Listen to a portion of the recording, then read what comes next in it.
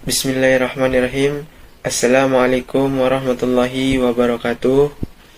Alhamdulillahirrabbilalamin. Wabihi nasta'in ala umuri dunya wa din. Wassalatu wassalamu ala asrafil anbiya'i wal mursalin. Wa ala alihi wa ashabihi ajma'in. Amma ba'du. Salawat serta salam kita aturkan kepada junjungan Nabi besar kita, Nabi Muhammad SAW. Semoga di yaumil kiamat nanti kita akan mendapatkan syafaat. Amin amin ya rabbal alamin. Sebelumnya, perkenalkan, nama saya Muhammad Raja Farandi. Saya merupakan mahasiswa UIN Syarif Hidayatullah Jakarta semester 2, Fakultas Dakwah dan Ilmu Komunikasi, jurusan Pengembangan Masyarakat Islam. NIM saya yaitu 12 40 50 51 05 01 19. Pada video pembelajaran kali ini, saya akan menjelaskan pengertian al-kalam beserta syarat-syaratnya. Jadi apa itu al-kalam dan syarat-syaratnya juga. Tidak perlu lama-lama, lanjut kita ke pengertian al-kalam. Nah, jadi apa sih itu al-kalam? Jadi al-kalam secara bahasa berarti ucapan atau perkataan. Dalam ilmu nahwu, al-kalam merujuk pada susunan kata-kata berbahasa Arab yang tersusun secara lengkap dan memberi pengertian yang jelas. Atau dengan pengertian lain, kalam adalah suatu ungkapan dalam bahasa Arab yang memenuhi 4 syarat, yaitu lafaz, ucapan, murokab, tersusun, mufid, memahamkan, dan wadah berbahasa Arab. Hal ini sebagaimana telah disebutkan dalam kitab Jurumiyah yang berbunyi al-kalamuhu wal lafzul murokkabul mufidu bil wadhi, yang artinya kalam adalah lafaz yang tersusun yang memberi faidah dengan berbahasa Arab. Baik, untuk memahami pengertian ini kita harus mengetahui apa saja itu syarat-syarat al-kalam. Seperti yang sudah saya jelaskan tadi, al-kalam itu ada 4, yaitu 1 lafaz, 2 murokab, 3 mufid, dan 4 wadah. Dan pada syarat-syarat ini kita akan bahas satu persatu. Yang pertama itu ada lafaz. Apa sih itu lafaz? Lafaz adalah suara yang memuat bagian huruf hijaiyah yang ada 29. Yang dimaksud dengan lafaz di sini yaitu suara yang terdiri dari huruf-huruf Arab yang diucapkan sempurna jelas.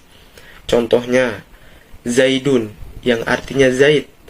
Tulisan tersebut adalah lafaz karena diucapkan dan bisa didengar. Tulisan di papan atau tulisan di kertas tidak termasuk lafaz jika tidak diucapkan. Selanjutnya, syarat yang kedua yaitu murokab.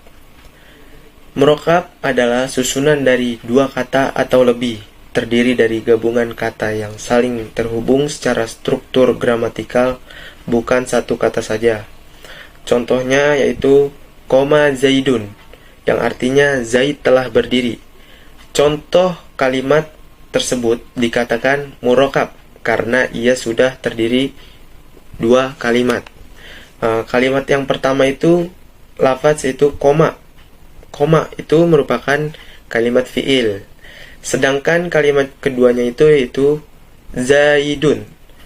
Kalimat itu adalah kalimat isim. Jika hanya satu kata saja seperti koma, belum disebut kalam karena tidak lengkap dan tidak tersusun. Lanjut ke syarat yang ketiga, yaitu mufid.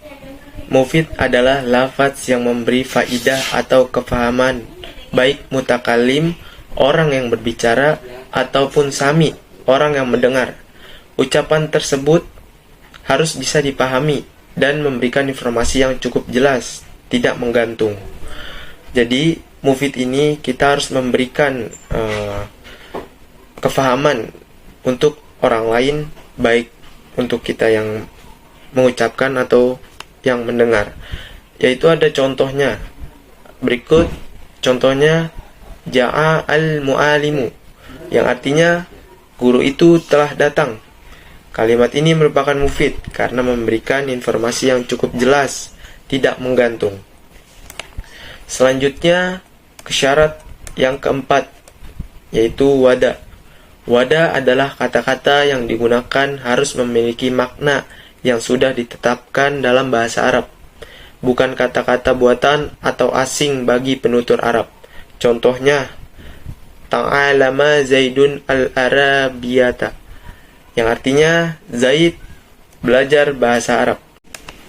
Sebagian ulama ada yang menafsirkan wada dengan disengaja, maka perkataan orang yang tidur, mabuk, atau lalai tidak dapat dinamakan dengan kalam menurut ilmu nahwu.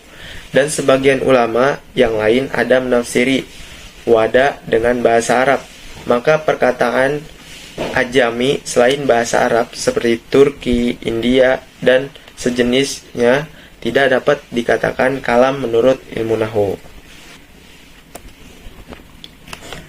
Berikut adalah penjelasan pengertian tentang al-kalam dan syarat-syaratnya, yaitu jadi al-kalam itu syarat-syaratnya ada 4. Kita lanjut ke contoh al-kalam. Contohnya di sini ada kalimat al-bintu jamilatun, yang artinya anak perempuan itu cantik. Ini merupakan contoh kalimat al-kalam karena memenuhi syarat-syarat yang lengkap. Syarat-syarat itu ada 4, yaitu lafaz yang diucapkan, murakab tersusun dari 2 kata atau lebih, mufid memberi kefahaman dengan sempurna kepada pembaca atau pendengar, dan terakhir wada berbahasa Arab. Jadi kalimat ini masuk ke dalam al-kalam karena sudah memenuhi syarat-syaratnya. Mungkin cukup sekian materi video pembelajaran yang bisa saya sampaikan. Jika ada kesalahan datangnya dari saya, jika ada kebenaran datangnya dari Allah. Lebih kurangnya mohon maaf.